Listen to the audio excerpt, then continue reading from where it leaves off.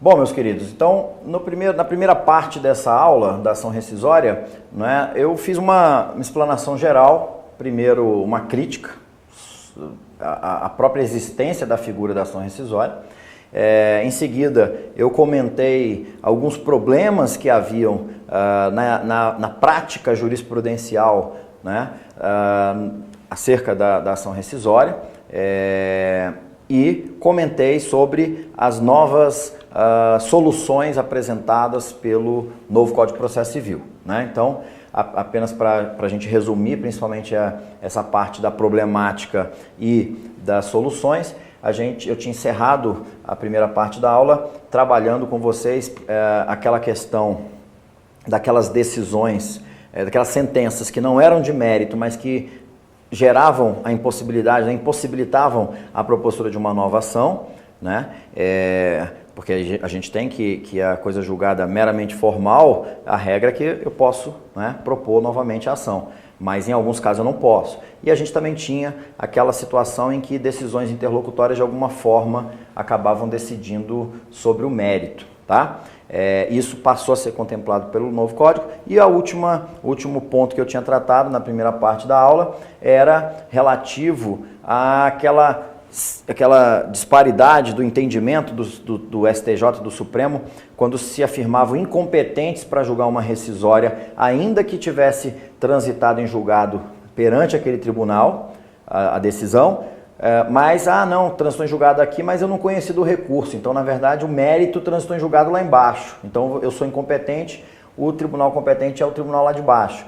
E quando você ia entrar com a ação rescisória lá embaixo, já tinha ocorrido a decadência do direito, porque o prazo decadencial é de 2 anos, tá? Então, essa foi uma explanação geral que eu fiz na primeira parte da matéria. Vamos aqui para o texto, né? Vamos olhar para o material, para a gente poder analisar aqui esses detalhes e também para que a gente possa fixar melhor a matéria, tá? Então, eu coloquei aqui para vocês assim, ó, cabimento 1.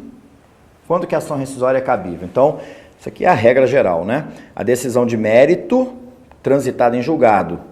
Então, e aí as hipóteses. Agora, percebam, o código não fala mais em sentença de mérito. O código fala em decisão de mérito. Aqui já abre espaço para interpretações mais abrangentes que vão abraçar, por exemplo, as decisões interlocutórias, né? E aí as hipóteses. Se verificar que foi proferida por força de prevaricação, concussão ou corrupção do juiz, for proferida por juiz impedido ou por juízo absolutamente incompetente, aqui é bom sempre frisar, né, sempre lembrar que o impedimento do juiz, nós tratamos disso na aula que falava da pessoa do juiz, da figura do juiz, o impedimento é aquele tipo de vício, né, que macula a imparcialidade do juiz, e é um vício de natureza objetiva ali. Você tem o casamento, é o grau de parentesco, é o fato do juiz já ter oficiado no processo anteriormente em outra posição, como membro do Ministério Público, como advogado, como perito, ou de um desembargador ou ministro já ter atuado no processo anteriormente como juiz. Então, são critérios objetivos, tá? A suspeição, ela não entra como hipótese de ação rescisória, ok? E aqui tem uma observação importante também que eu devo ter feito lá na aula do impedimento, mas é bom frisar aqui, né, destacar aqui, que é o quê? Se eu posso propor uma ação rescisória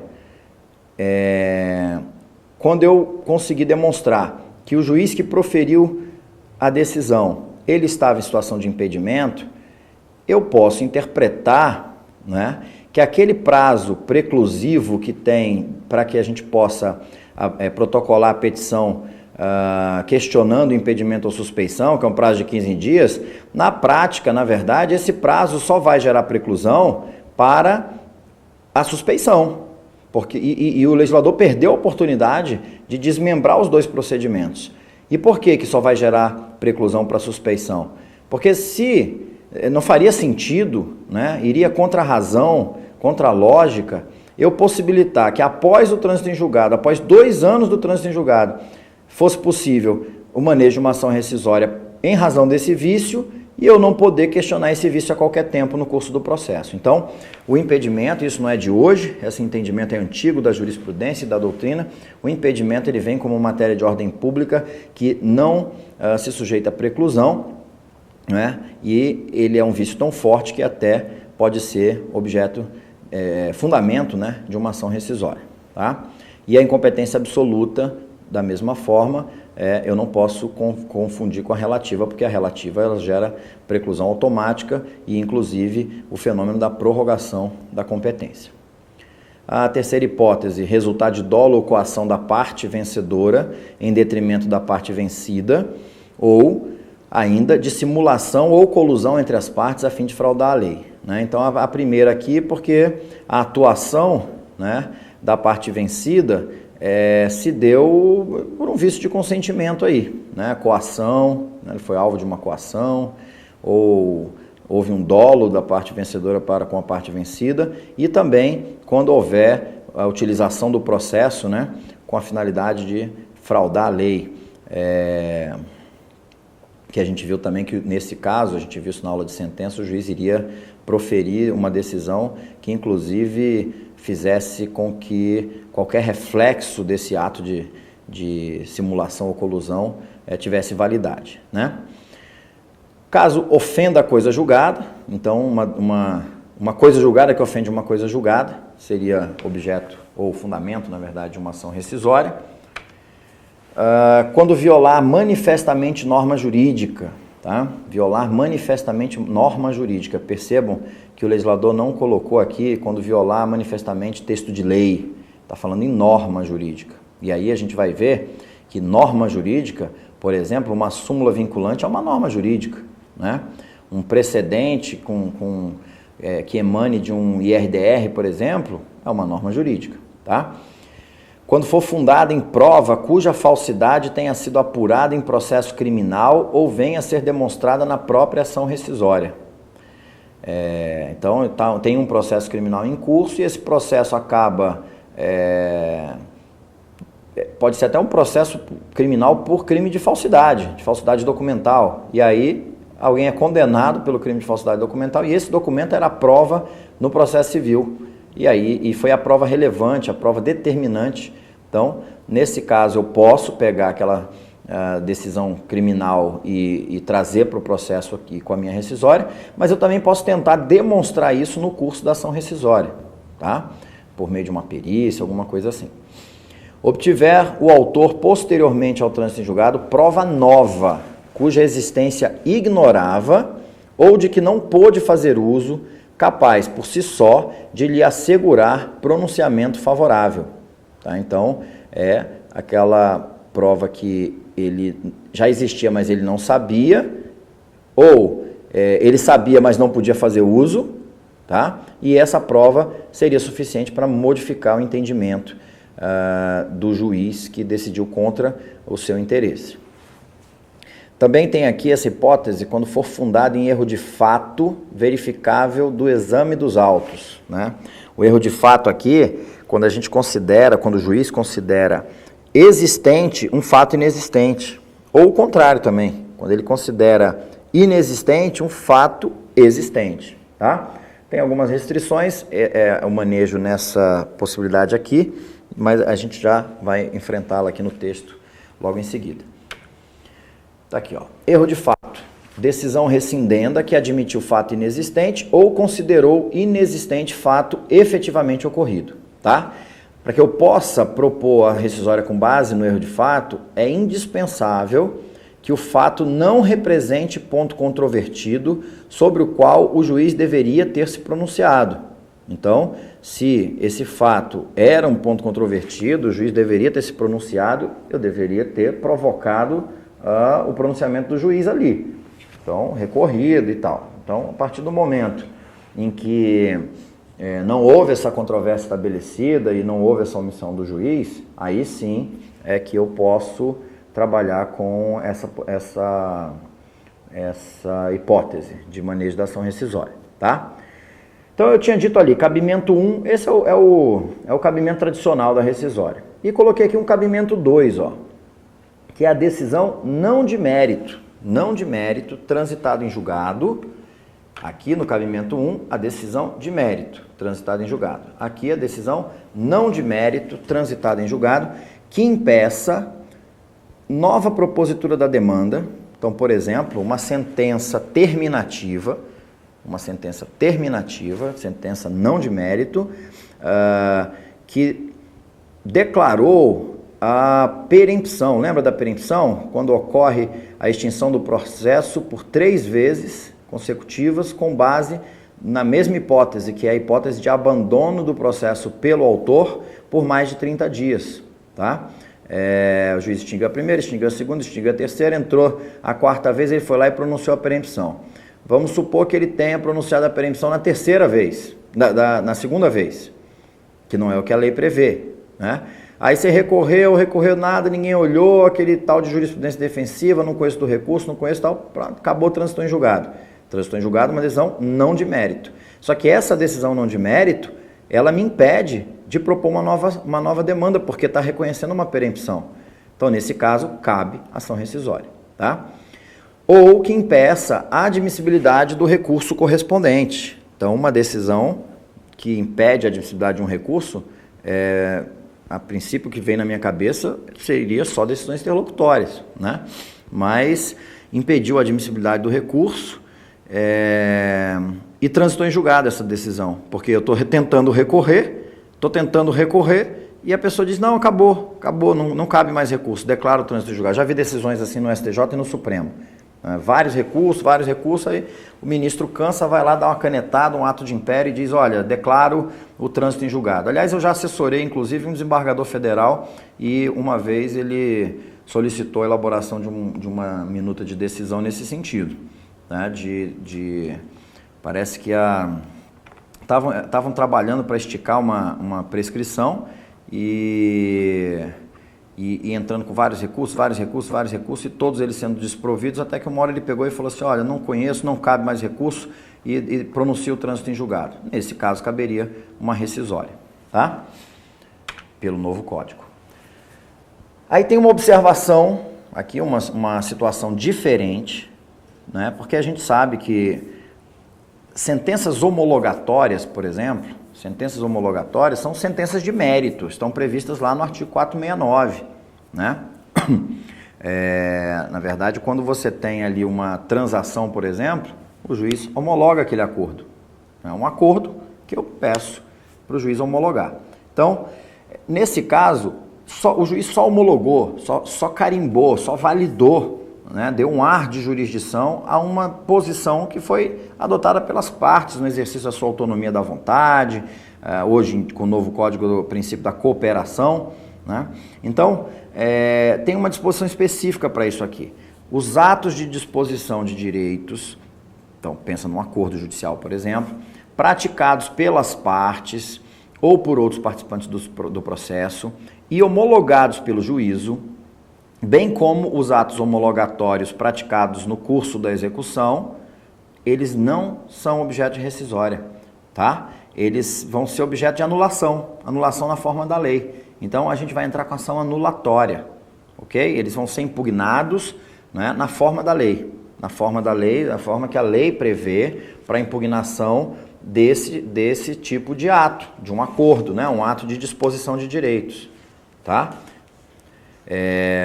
Ação, assim, uma outra observação que é importante, a ação rescisória, ela pode ter por objeto apenas um capítulo da decisão. Eu posso ter trânsito em julgado de vários capítulos e entrar com a rescisória só dele, ou, eventualmente, eu posso ter o trânsito em julgado de um capítulo e o resto subiu no recurso, e aquele trânsito em julgado, depois eu verifico o enquadramento em alguma das hipóteses previstas na lei, e aí eu posso sim mover a ação rescisória com relação àquele capítulo, tá? Ação rescisória, só para deixar acertado aí, que aqui no material, nesse aqui, ela não está, ela vai estar sendo regrada nos artigos, vamos dar uma colada aqui no código, ação rescisória, 966 a 975. 966 a 975, tá? Vamos para frente. Cabe ação rescisória contra decisão baseada em enunciado de súmula, olha que eu tinha comentado lá atrás, ou acórdão proferido em julgamento de casos repetitivos que não tenha considerado a existência de distinção entre a questão discutida no processo e o padrão decisório que lhe deu fundamento. Na verdade, aqui é uma nova hipótese, né? É uma nova hipótese de cabimento de ação rescisória. Então, vamos ler aqui de novo. O que ele está tratando aqui? Decisão baseada em enunciado de súmula ou acórdão proferido em julgamento de casos repetitivos. Pode ser RESP, RE, acórdão em IRDR, tá? Que não tenha considerado a existência de distinção entre a questão discutida no processo e o padrão decisório que lhe deu fundamento. Acompanha comigo aqui o raciocínio. A gente já falou disso, né? A gente trata disso na aula dos princípios, quando eu falei de observância aos precedentes. A gente trata disso na aula de fundamentação da sentença, fundamentação das decisões do parágrafo 1º do artigo 489, tá? Incisos 5 e 6, salvo engano, desse parágrafo 1º. E a gente trabalhou que no sistema de precedentes eu tenho que trabalhar com a figura do juiz de distinção e do juízo de superação. Falei disso também na primeira parte da aula de ação rescisória. Juiz de distinção, tal qual o STJ, por exemplo, sempre exigiu no recurso especial embasado na linha C, dissídio jurisprudencial, eu não posso pegar apenas e fazer comparação entre paradigma e recorrido, né? Com base em ementas, com base em enunciados. Não, eu preciso abrir o inteiro teor dos casos e fazer o chamado cotejo analítico. O cotejo analítico que o STJ sempre exigiu no RESP pela linha C, do 105.3, nada mais é do que o juízo de distinção às avessas. É o juízo de distinção ao contrário. Quer dizer, eu quero essa decisão porque a minha situação concreta é idêntica e a minha situação jurídica é idêntica. Então, essa afirmação se aplica no meu caso, tem que se aplicar no meu caso. Então, aqui está dizendo o seguinte, que se uma determinada decisão utilizou um enunciado de uma súmula, tá? E aplicou esse enunciado no meu caso, e aí eu perdi com a aplicação disso aqui, e não foi dado cumprimento àquela exigência do parágrafo 1º do artigo 489, inciso 6º, tá? Que fala do juiz de distinção, é cabível ação rescisória. O juiz de distinção aqui deveria ser, na verdade ele fala entre a questão discutida no processo e o padrão decisório que lhe deu fundamento, né? Então, proferido em julgamento de casos repetitivos também, que não tenha considerado a existência de distinção. Então, eu tentei demonstrar a distinção, ele não considerou essa existência da distinção e aplicou do mesmo jeito, tá? Sem cumprir o comando normativo de que ele tem que avançar nos fundamentos, ele tem que fazer a comparação. Então, nesse caso, também cabe ação rescisória. Tranquilo? Vamos voltar para o nosso material. Diz aqui, neste caso, cabe ao autor, sob pena de inépcia, demonstrar fundamentadamente tratar-se de situação particularizada por hipótese fática distinta ou de questão jurídica não examinada a impor outra solução jurídica, tá? Então, hipótese fática distinta, juízo de distinção. Quem tem legitimidade para propor ação rescisória? Primeiro, quem foi parte no processo ou o seu sucessor a título universal ou singular.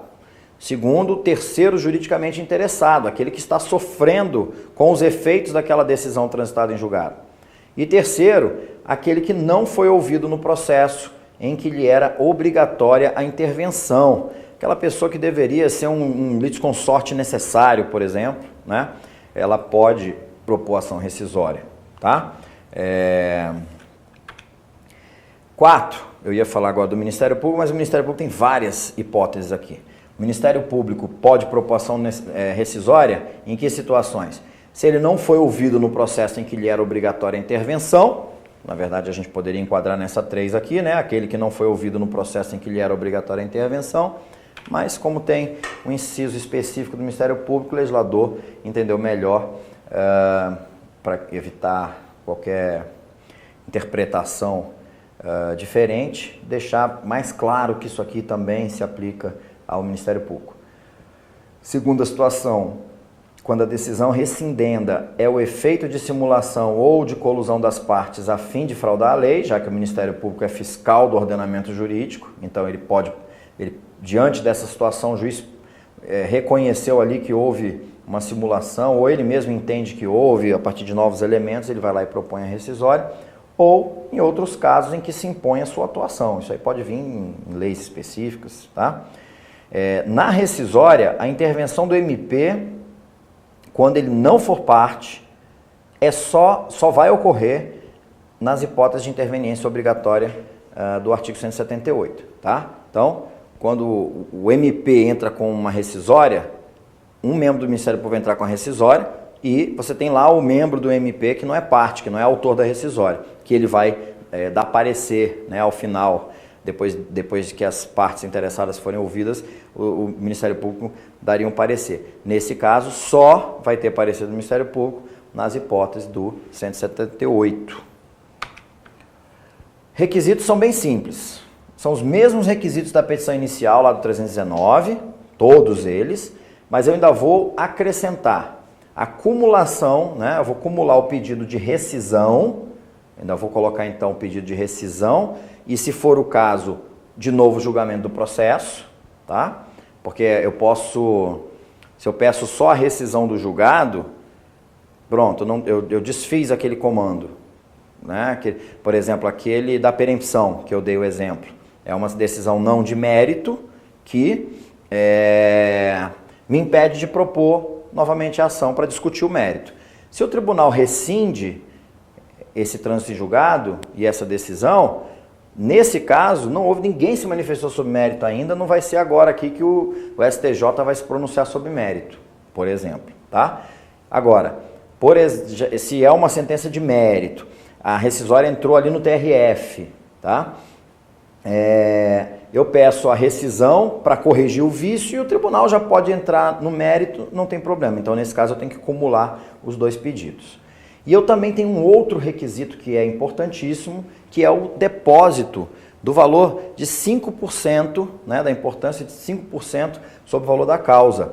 Esse valor, ele fica ali depositado junto ao juízo, né, sendo corrigido monetariamente e vai ser convertido a título de multa, tá? Ele vai se transformar em multa caso a ação seja declarada inadmissível ou improcedente o pedido, mas aqui tem uma peculiaridade, desde que por unanimidade de votos. Se houver uma divergência, a gente já não vai falar nessa multa e aí a parte pode pedir o levantamento desse valor, tá? Esse requisito não é aplicável aos entes públicos, incluindo a administração direta e parte da indireta, né, que seria o que? Apenas as autarquias e as fundações de direito público. Não se aplica ao Ministério Público nem à Defensoria Pública, tá? E também aqueles que obtiveram benefício da gratuidade da justiça, porque se eles têm benefício de gratuidade da justiça, é porque eles estão em situação de vulnerabilidade, hipossuficiência jurídico-econômica, então eles não teriam como fazer esse depósito e acabaria sendo uma espécie de cerceamento do exercício do direito de ação, tá?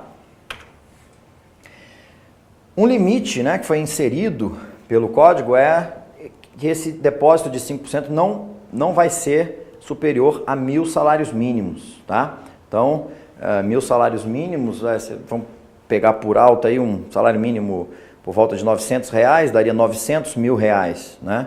Esses R$900 mil, sendo 5%, 10% seria R$1.800.000, aí a gente já teria 10%, R$1.800.000, bota mais um zerinho aí, R$18 milhões.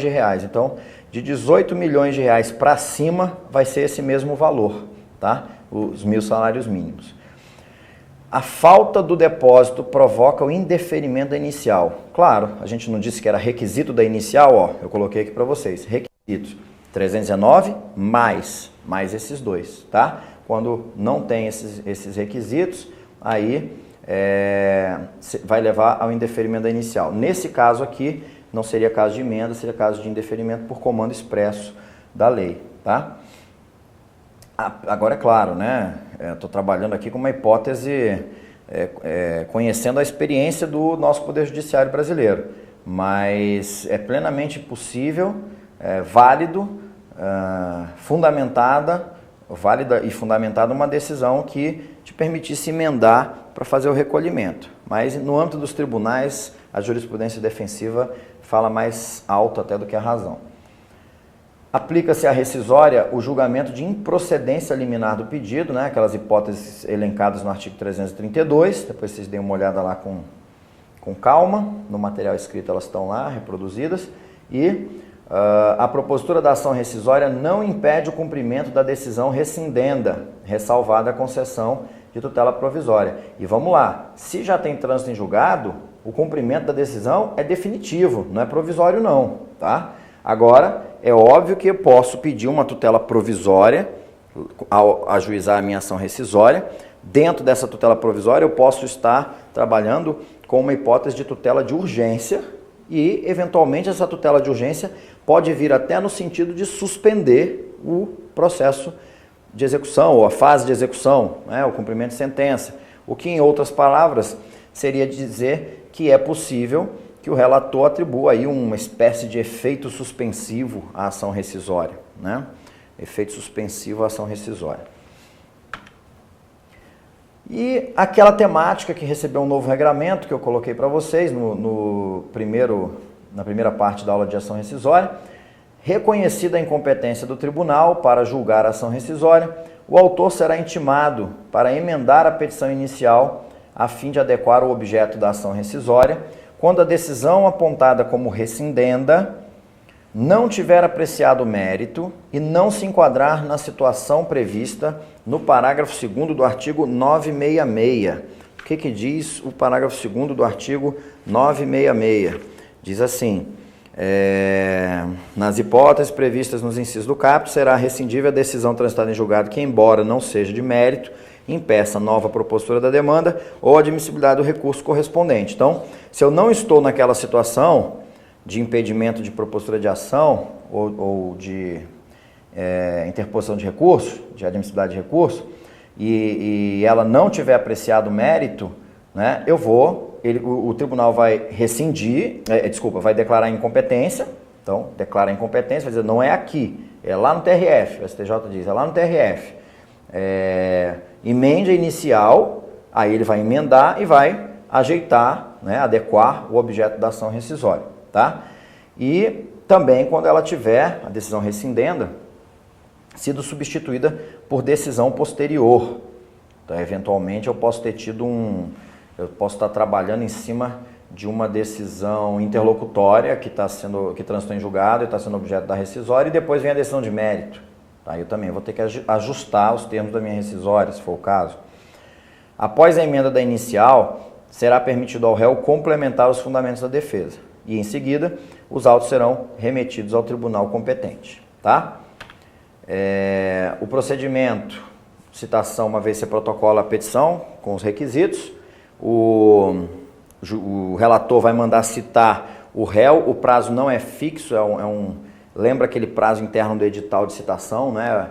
O relator vai dar um mínimo aí de 15, um máximo de 30, mas ele vai estabelecer, cite-se o réu para contestar no prazo de 17 dias, de 22 dias, mas o legislador botou como parâmetro aí um mínimo e um máximo. A rescisória segue o procedimento comum, depois que o relator devolve os autos, vai ser expedida cópia do relatório para todos os membros do colegiado, do relatório, né? A gente sabe que na prática eles mandam até o voto. E aqui que é o ideal, né? A escolha de relator recairá sempre que possível em juiz que não haja participado do julgamento rescindendo, porque a ideia é você ter uma isenção maior, né? Uma isenção maior. Se houver necessidade de produção de prova, o relator pode delegar para o órgão que proferiu a decisão rescindenda, lá embaixo, fixando um prazo de 1 a 3 meses, para devolução dos autos. Depois que for concluída essa instrução, as partes vão ter vista sucessiva pelo prazo de 10 dias para suas alegações finais. Os autos voltam concluídos ao relator, que vai levar para julgamento, né? Se o julgamento for de procedência do pedido, o tribunal vai rescindir a decisão e, se for o caso, vai proferir novo julgamento e determinar a restituição do depósito ao autor, tá? Se for inadmitido ou improcedente por unanimidade, aquela multa dos 5%, ela vai ser revertida em favor do réu, tá? E a gente vai ter também a sucumbência, né? A questão das despesas que eventualmente foram realizadas pelo réu, e também vai ter o ressarcimento. E claro que entram os honorários de sucumbência do advogado. Prazo decadencial de 2 anos, e aqui é que entra uma grande modificação, contados do trânsito em julgado da última decisão proferida no processo. A gente tem, da última decisão, ele não está falando da decisão de mérito, então o prazo de 2 anos a partir da última decisão. Então, aquele exemplo que eu dei para vocês, lá na primeira parte da aula de rescisória, e no começo dessa aula, revendo o que eu falei na primeira parte, eu disse para vocês que eu posso ter tido uma decisão que o mérito foi decidido no TJ, no TRF, aí eu entrei com o RESP, foi negado segmento, aí eu entrei com agravo no RESP, aí o relator não conheceu, aí eu entrei com agravo interno, a turma também não conheceu, negou provimento ao agravo interno. Aí embarguei de declaração, também não conheceu de embargo de declaração, e aí transitou em julgado. O que vai acontecer? A partir daqui que vai começar a correr os 2 anos, mas a gente sabe que o tribunal pode entender ser incompetente, o STJ, lá onde transitou formalmente em julgado, tá? Esse prazo aqui, antes de eu continuar com essa ideia, ele vai ser prorrogado até o primeiro dia útil seguinte, sempre que o último dia dele terminar em férias, recesso, feriado, ou dia que não tiver expediente forense, tá? E aí, então, se for fundada a ação no inciso 7, o termo inicial do prazo será a data da descoberta da prova nova, observado o prazo máximo de 5 anos. Depois de 5 anos do trânsito em julgado, mesmo se você consegue aquela prova nova, já não dá mais para entrar com a rescisória.